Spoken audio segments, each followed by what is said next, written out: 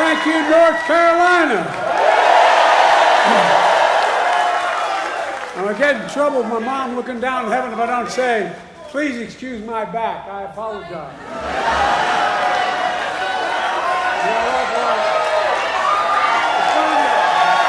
It's good knowing you have my back.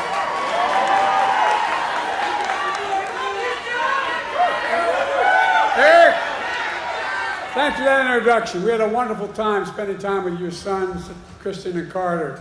We're going to grow up to be incredible young men. You would have been really impressed the way they talked about their dad, how informed they were about what was going on. I was truly impressed. And I ate 2 hamburgers. A special thanks to Roy and Kristen Cooper. Roy, you've been a great governor.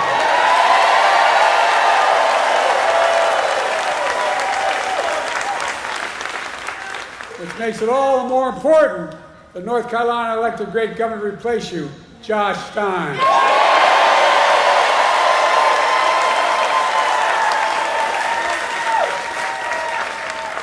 And when I'm reelected again with your help, I want you to know that I'm not promising not to take Roy away from North Carolina. Where they're coming out, I don't know.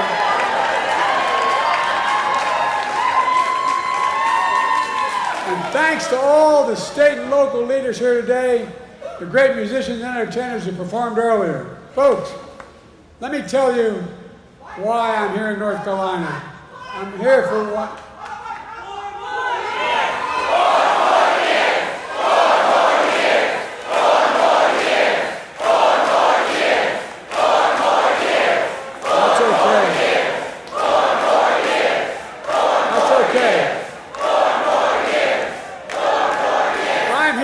Carolina for one reason, because I intend to win this state in November. Are you going to see that?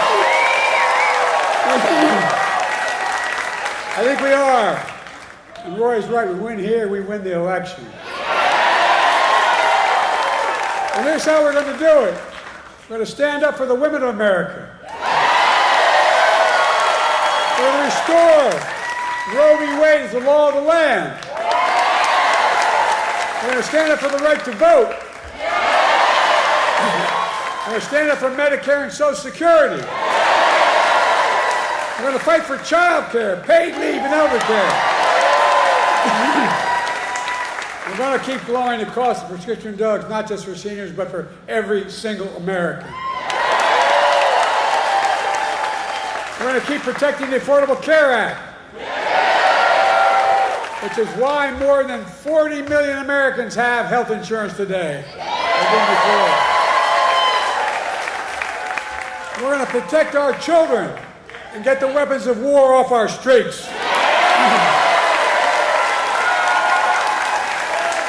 We're going to provide clean drinking water, affordable high-speed internet, quality education for every child in America.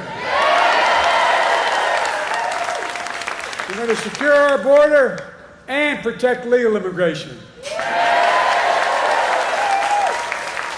And unlike the other guy, we're going to stand up to dictators like Putin, because America bows to no one ever. Folks, and we're going to keep dealing with the climate crisis.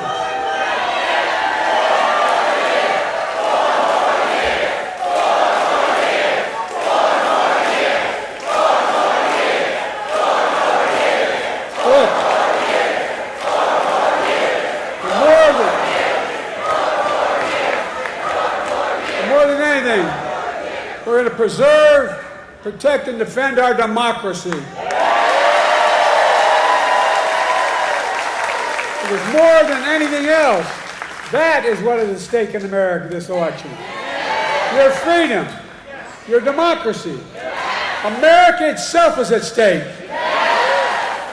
Now, folks, I don't know what you did last night, but I spent 90 minutes on the stage debating the guy who has the morals of an alley cat.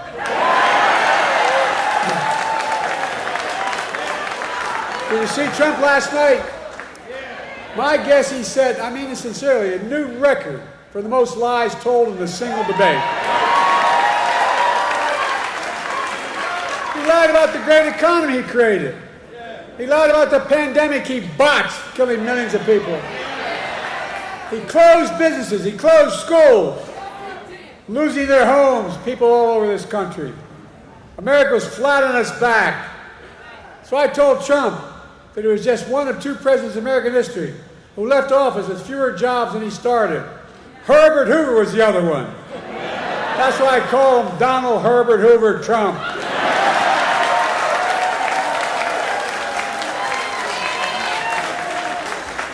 And then he lied about how great he was for veterans.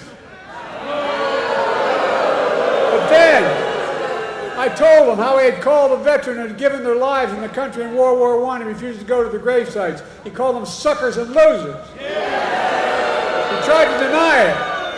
But let me ask you, are you going to believe a 4-star Marine general, his own former Chief of Staff, John Kelly, who said he said that? Or the disgraced, defeated, and lying Donald Trump? My son was one of those people. Not in World War I, but in the Vietnam. Folks, look, how about the fact that 44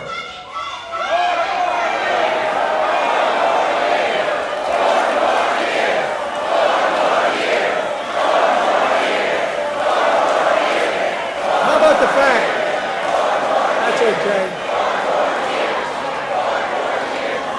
How about the fact that 40 out of his 44 top advisors, including the vice president, aren't supporting him this time around? The people who know him best, 40 of them said, I will not support the man I work for this time around. It tells you a lot about the person who knows him. Look, he lied about how great he was on crime. I had to remind him that he oversaw a record increase in murder rates in 2020. On my watch, violent crime has hit a 50-year low. There's more to do with a 50-year low. And then I pointed out that the only convicted criminal on the stage last night was Donald Trump.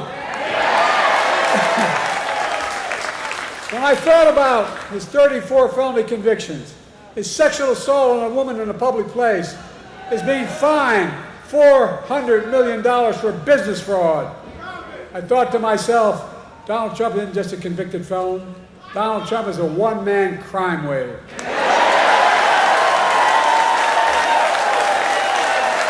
He's got more trials. He's got more trials coming up. Lock him up. Lock him up. Lock him up. Time for that. Look, the thing that bothers me maybe most about him, he has no respect for women or the law. He doesn't. And then, his biggest lie. He lied about how he had nothing to do with the insurrection of January 6th. We all saw with our own eyes. We watched it on television. We saw thousands in his direction attack the Capitol. We saw police being attacked, the Capitol being ransacked, the mob hunting for Speaker Pelosi, gallows literally set up for Mike Pence. And then he told them as he sat in the dining room, the private dining room, one door off my Oval Office. He sat there for 3 hours watching the TV. He did not a single thing to stop it. Nothing. Nothing at all. And now he wants to pardon all those convicted and criminals. But folks, for all his lies, we learned some important truths about Donald Trump last night. We learned he's still proud of being the person who killed Roe v. Wade. We learned he's still proud about the pain and cruelties inflicted on America's women. We learned he still believes that politicians, not doctors and women, should make decisions about the woman's health. We learned that if he's elected again and the MAGA Republicans pass a national ban on abortion, he will sign it. Donald Trump says he thinks overturning Roe v. Wade was a beautiful thing. I think it was a nightmare. No, I really mean it, a nightmare. And I made it clear again last night that if you elect me and Kamala, you give us a Democratic Congress, we will make Roe v. Wade the law of the land again.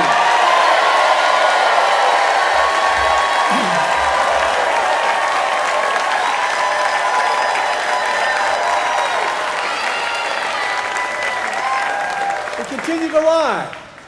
He said, I quadruple taxes. Where the hell has he been? Which is a simple lie. I didn't raise a tax on anyone in America if they made less than $400,000 a year. And I won't in my second term either. We learned that Trump, who had the largest deficit of any president in 4 years because of a $2 trillion tax cut to the super wealthy, we learned that Trump wants to give another giant tax cut for the very wealthy and the biggest corporations. This time, $5 trillion, not a joke, $5 trillion. To pay for it, he's going to cut Medicare and Social Security. He'll cut health care. He'll do it all. With millions of working and middle-class Americans all pay for another tax cut for the very wealthy. Then, to add insult to injury, he wants to raise taxes on the average family $2,500 a year. What amounts to a new 10% sales tax on all products imported in America. That's his new plan. For food, coffee, candy bars, and so much more. It's going to raise the tax on the average family $2,500 a year. The most dangerous thing, though, we learned that Donald Trump will not respect this year's election outcome. He's still not respecting the last time out. Well, think about it. Every court in Iran ruled that it was a fair election. He's still denying it, still telling lies. 3 times Trump was asked last night by the moderators, would he respect the election results if he lost this time? 3 times he refused to answer. 3 times. Folks, Donald Trump refused to accept the results of 2020. We all saw what happened on January the 6th. It's a direct consequence of that. It was an international embarrassment.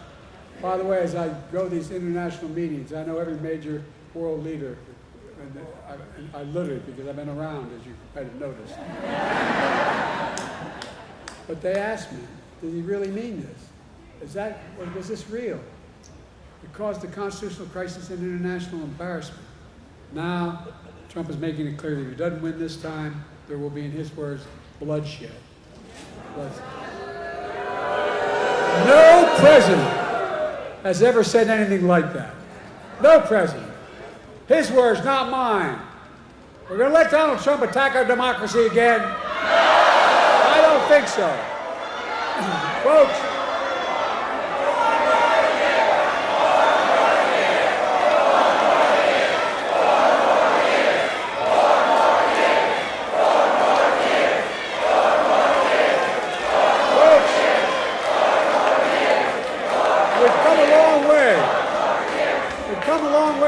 that Donald Trump left us. We came out of the pandemic. We're a long way from where Donald Trump telling us to inject bleach in our skin. That COVID is not that dangerous. Today we have the strongest economy in the world without exception. 15 million new jobs. 800,000 manufacturing jobs. Unemployment under 4% for a record 2 years in a row.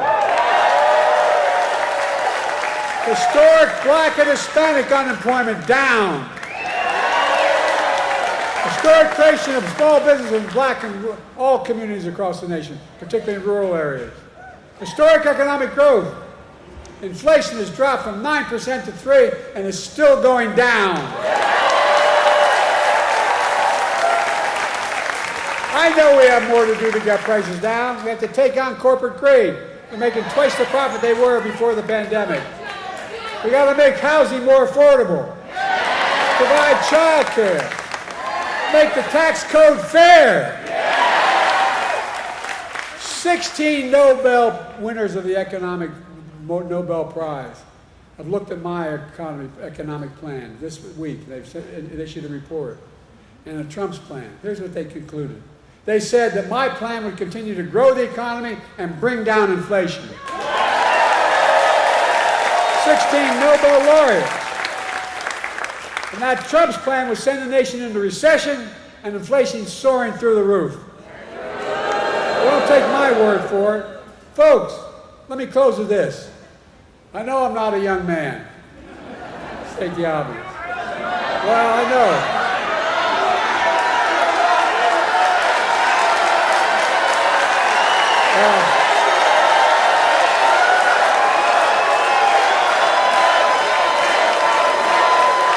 Well,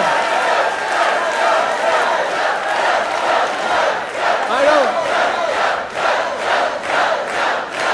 folks, I don't walk as easy as I used to. I don't speak as smoothly as I used to. I don't debate as well as I used to. But I know what I do know. I know how to tell the truth.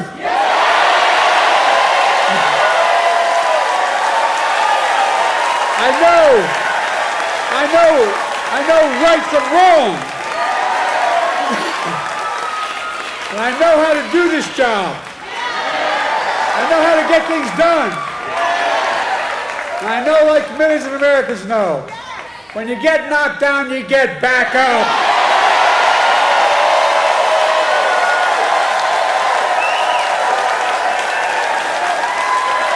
I know what it took to take our economy from the depths of the pandemic to where it is today, the strongest economy in the world.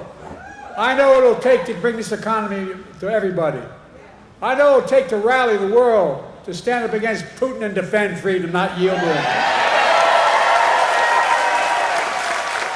And I know what it'll take to keep the world safe and free for the years ahead. Folks, I give you my word as a Biden, I would not be running again if I didn't believe with all my heart and soul I can do this job. Because quite frankly, the stakes are too high. The stakes are too high.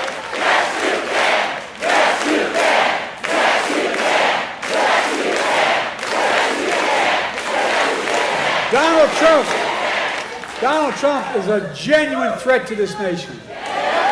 He's a threat to our freedom. He's a threat to our democracy. He's literally a threat for everything America stands for. Look, he doesn't understand what I think all of you do. America is the finest, the most unique nation in the world. We're the only nation in the world, and I mean this sincerely, it's a fact statement, not a hyperbolic statement, it's fact. We're the only nation in the world built on an idea. All the nations built on ethnicity, geography, and other religion, but we're built on an idea that we're all created equal. We deserve to be treated equally throughout our lives. We've never fully lived up, and I'll be damned in the year 2024, just 2 years before the 250th anniversary of our Declaration of Independence, that I'll let Donald Trump walk away from it.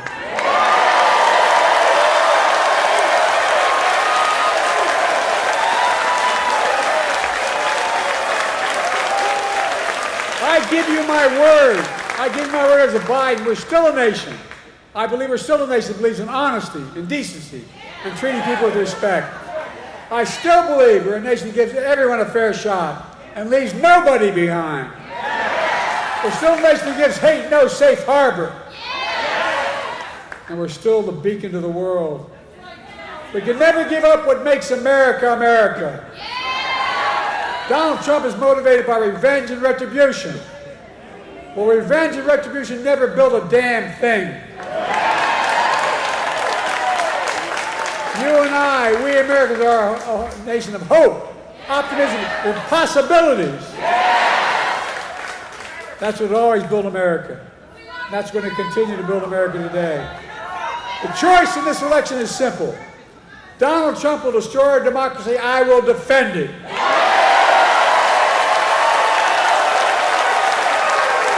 So, folks, are you with me?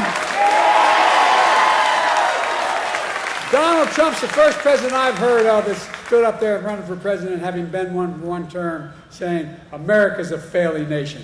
Where the hell does he think he is? I'm serious. A failing, I don't know, a president wouldn't trade places with America in a heartbeat. He's dead wrong. America's not a losing nation. America's winning. As I stand here today, I can honestly say I've never been more optimistic about America's future in my whole career. We just have to remember who we are. We're the United States of America. There is nothing beyond our capacity. Nothing when we act together. We've got it. So may God bless you all. and may God protect our troops. Let's go get them, North Carolina.